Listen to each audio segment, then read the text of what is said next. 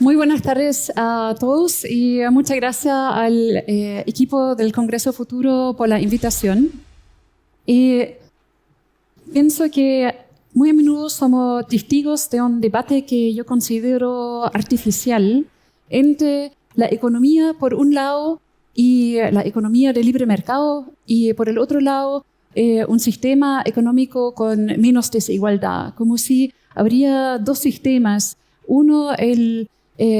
sistema mercado sin equidad y por el otro lado un sistema más equitativo, pero donde falta mercado. Mi presentación hoy día es sobre la economía y la desigualdad, porque efectivamente una parte importante de la desigualdad nace en la economía misma y pienso que es muy importante por lo mismo también reducirla ahí mismo donde nace y que tengamos una economía más justa. Quiero partir diciendo que la economía per se no es mala, no la considero mala. Pongámonos, por ejemplo, en el caso de dos personas con los mismos sueldos por hora y uno que trabaja 2 o 3 veces más. Nadie va a estar en contra de que esta persona tendrá un ingreso más alto. O también la desigualdad, como estudios muestran, es consecuencia positiva de procesos de innovación. Investigaciones muestran una correlación positiva entre mercados que innovan y la desigualdad, porque es la presencia de innovadores que atrae capital para la innovación y que lleva también a ingresos adicionales por estas innovaciones y por ende a más desigualdad. Estos mercados igual tienen presencia de movilidad social. El problema aparece cuando tenemos un mercado con alta desigualdad, pero donde esta desigualdad no se combina con innovación ni con movilidad social, sino más bien con ingresos que se perciben o que se basan en actividades económicas que pueden tener su origen en fallas del mercado, en actividades ilícitas, corrupción, amiguismo o herencias excesivas también. Y en realidad lo que quería dejar claro que el principal problema no es la desigualdad misma, sino es cómo se crea la desigualdad. Y por lo tanto, cuando nosotros nos concentramos en la pregunta cómo remediar la desigualdad de forma posterior con impuestos o con transferencias, no estamos atacando realmente la raíz de la desigualdad ni el sentido de injusticia que uno tiene que se basa más, que se focaliza más en la creación de la desigualdad. Aquí le traigo algunos datos acerca de la movilidad social. Según la OECD, nosotros en Chile tenemos una movilidad social en el corto plazo, pero si miramos esto de forma sostenible, somos un país debajo del promedio OECD en movilidad social, dado que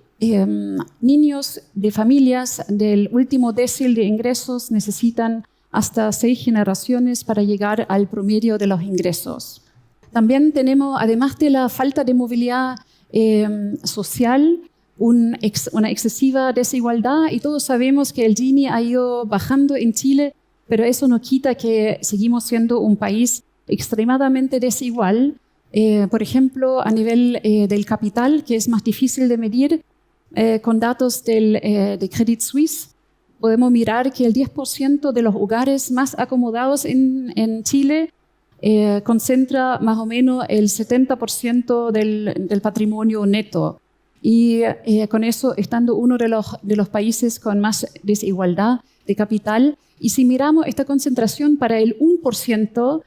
más acomodado en Chile, vemos que este 1% tiene el 40% del capital neto. Y ese dato es relevante porque nos sitúa como el país más desigual de toda la OECD, incluso más desigual, según data de Credit Suisse, que Estados Unidos. Además, hay datos de un investigador y escritor, José Luis Valenzuela, que puedo compartir, que todavía no son públicos en su investigación, Él tomó la data de los ingresos por deciles de Chile entre 2000 y 2018 y se preguntó cómo estaría en los ingresos en Chile si tendríamos desde 2000 hasta 2008 la misma desigualdad en deciles como Uruguay, como ejemplo. Y llegó a la conclusión que desde 2000 hasta 2018 el decil más acomodado en Chile debería haber ganado anualmente $15.000 millones menos si hubiésemos tenido la misma repartición de ingresos que Uruguay. Es decir, somos un país con alta desigualdad y esta alta desigualdad a nivel de los hogares que acabo de presentar también se refleja a nivel de las empresas. Acá le traigo datos del Servicio de Impuesto Interno y del crecimiento de ventas de las empresas según tramo, según tamaño de la empresa. Y ustedes ven, arriba de la línea es el tramo de las empresas más grandes que aumentó su participación en las ventas totales en la economía chilena desde 65% en 2005 hasta 72% en 2018. Y también ven que falta como una capa por media, como faltan empresas entre medio. Y debo decir que lamentablemente en Chile solamente medimos empresas desde $36 millones para arriba y nos falta efectivamente medir cómo está la capa de empresas que tienen un crecimiento de venta o que tienen venta entre 36 y quizás $100 millones, que son justamente estas empresas que en el marco de la cuarta revolución industrial ojalá y una economía basada más en conocimiento que deberían llevar el crecimiento de nuestra economía. Todavía ni siquiera lo estamos captando debidamente en la data del Servicio de Impuesto Interno. Esta concentración también me recordó de un investigador del MIT que se llama Ben Ross-Schneider, que hizo análisis sobre las economías en Latinoamérica. Y dijo que se caracterizan prácticamente todos por un capitalismo que llamó jerárquico y que no promueve el desarrollo de forma sostenible porque se basa más bien en conglomerados familiares que trabajan de forma no basado en conocimiento, sino más extractivo, usando materia prima y con poco conocimiento. Acá ven justamente el crecimiento de estos grupos económicos según datos del informe Desiguales del PNUD, que muestran de que en Chile los grupos grandes han crecido mucho desde 1990 hasta 2015. Por ejemplo, los 5 grupos económicos más grandes tuvieron a nivel de sus activos un crecimiento muy importante, multiplicando por 12 el valor de sus activos. Junto con el crecimiento de la venta de nuestra economía, también han crecido los oligopolios. Y esto en realidad no es sorpresa grande porque en un mercado chico los oligopolios se crean fácil, especialmente cuando tenemos la concentración de riqueza que tenemos. Y igual como en el caso de la desigualdad, quiero decir que no son deseables, pero per se tampoco son malos cuando son bien regulados y bien observados. Y aún así, creo que es el momentum de ir repensando varios de estos oligopolios y de tener claro que todos estos que existen, que son muchos, aquí solamente hay algunos ejemplos de un último libro que salió en 2017 sobre los oligopolios en Chile. Todos los oligopolios en Chile tienen algo muy en común, que es el riesgo de que las empresas en el oligopolio invierten más energía y más capital en crear barreras de entrada y a mantener su posición en vez de invertir en innovación. Otro riesgo que existe para Chile está en relación con la opacidad, porque en realidad no hay datos para ir observando estos oligopolios a lo largo de los años, cómo se componen, o para, por ejemplo, desde el punto de vista del consumidor, entender cómo están los precios en estos oligopolios y cómo se comparan con los precios, por ejemplo, a nivel internacional. Acá le muestro otra característica del Observatorio de Complejidad Económica del MIT, César Hidalgo, Quizá lo conocen, que nuestra estructura de exportación, que muestra que nuestra economía es extractiva, es poco compleja, y en realidad aquí el problema no solamente es que los grandes grupos no han invertido de forma adecuada en innovación, sino junto con la concentración de capital tenemos otro problema, que estos grupos tampoco han dado suficiente capital a este grupo que debería ojalá en futuro existir de las empresas de mediano tamaño que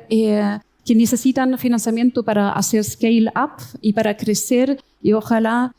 ser la base de nuestra futura economía,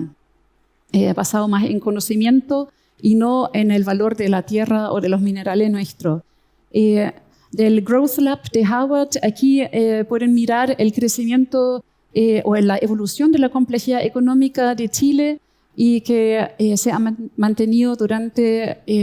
todos los años más o menos igual, de forma mediocre y en el campo medio de la complejidad de todos los países. Pienso que es hora y el momento realmente oportuno de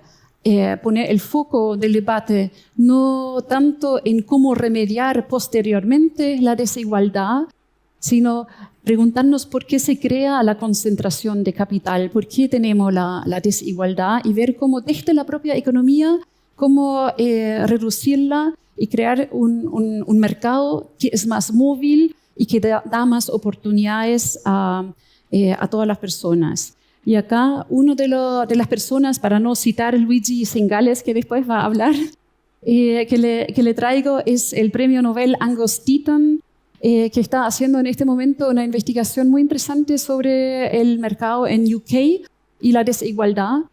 una investigación de 5 años, y que dice el capitalismo contemporáneo no está funcionando para todos. Y es evidente que cuando él dice que no está funcionando para todos, no está funcionando especialmente para los ingresos más bajos, pero tampoco para la clase media, porque también desde la OECD hay una creciente preocupación, no solamente en Chile, para Chile, sino para el mundo, sobre la clase media. Y en Chile sabemos que nuestra clase media es pequeña y además es sobreendeudado. ¿Cuál es el problema principal del capitalismo, en realidad? Yo pienso está en relación con el capital mismo y tiene que ver con el hecho de que hay un desafío estructural que no solamente Chile, sino el mundo no tiene resuelto. El que tiene capacidad de ahorrar y de comprar valores bursátiles o de invertir en valores inmobiliarios, se va a dar cuenta que estos valores suben mucho más que sube el valor del empleo. Y esto es especialmente sensible en el momento cuando enfrentamos la cuarta revolución industrial, de la cual ya advierte McKinsey, por ejemplo, que llevará a un aumento del valor del capital en disminución del valor del trabajo, del empleo. Además de crear algunas empresas superstars gigantes. Entonces, vamos a tener personas que tienen capital y que van a ir aumentando su capital porque la renta del capital son más alto que la renta del trabajo y vamos a dividir la sociedad, ya está dividido en 2 clases, los con capital y los que no tienen capital. Y además a eso se asocia una excesiva rigidez en la movilidad del capital, porque no solamente que es estructural cómo se mantiene, sino siempre son las mismas personas que están ahí manteniendo el capital, como por ejemplo muestran datos de una investigación durante décadas para Estados Unidos o también para Suecia. Entonces, realmente pienso que es el momento de tomar una pausa y preguntarnos si no hay movilidad social y si hay desigualdad estructural, ¿por qué el mercado no funciona? ¿Qué pasa? Y en este sentido deberíamos